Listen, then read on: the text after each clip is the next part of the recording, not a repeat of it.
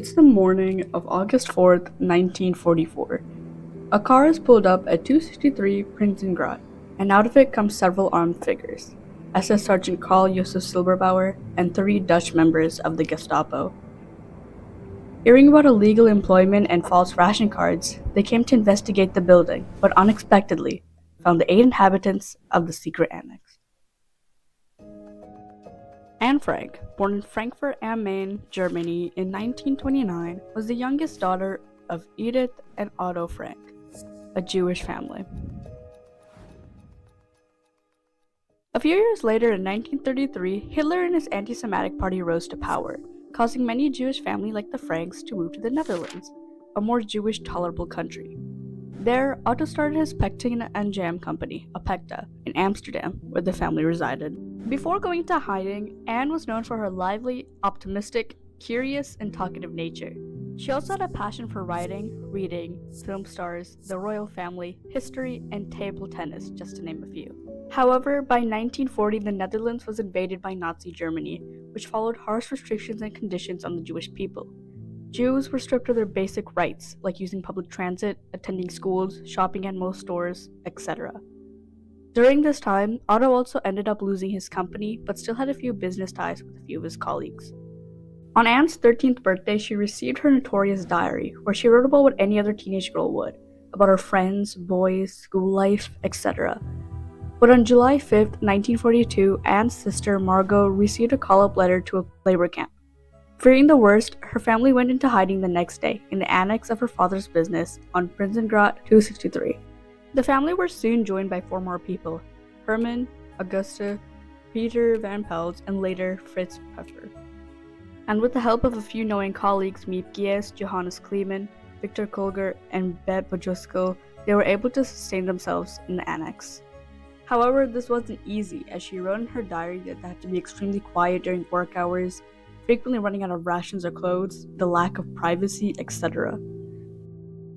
She spent much of her time reading or writing in her diary.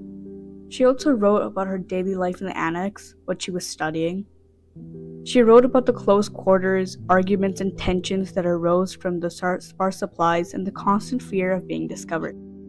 She wrote about her family relations, squabbles, her love for her father, her admiration for her sister, and her despise against her mother, and her only longing for a true friend, to be heard and understood, and to be herself. She also wrote about her hopefulness that the war would come to an end. As she mentions, "Despite everything, I still believe that people are good at heart," on July 15, 1944. She wrote themes of humor and comedy and forgiveness towards her mother, trying to create a stronger bond with her. Anne also wanted to be a writer and wrote a variation of her diary, The Secret Annex, so she could publish it when the war was over. Sadly, on the morning of August 4th, 1944, the inhabitants of the annex were found by the Nazi SS and were soon forced into concentration camps. Anne and her sister Margot were taken to the Belsenbergen concentration camp. There, Anne briefly met her friend Hannah Goslar before dying of typhus between February and March of 1945, a few months before the camp was liberated. Her father Otto was the only remaining survivor out of the 8 people in hiding. It was when he found out that Anne was dead that Miep Gies gave Otto the diary of his daughter, which he saved during their arrest. Hij nam en ineens werd het ijzig stil.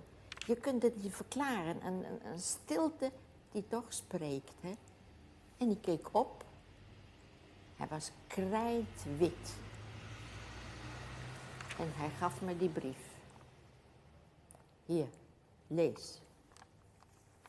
Hiermede verklaar ik dat Anne Frank en Margot Frank bij mij in het kamp Bergen-Belsen zijn overleden.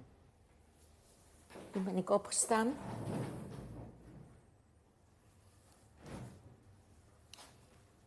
Ik heb de la opengemaakt van mijn bureau.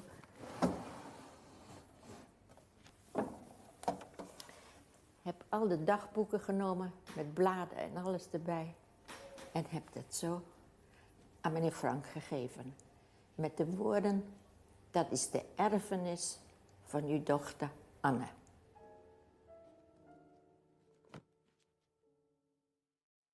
Soon her diary, with a few adjustments and pages left out, was published in 1947 and is now translated in over 70 languages and has over 30 million copies.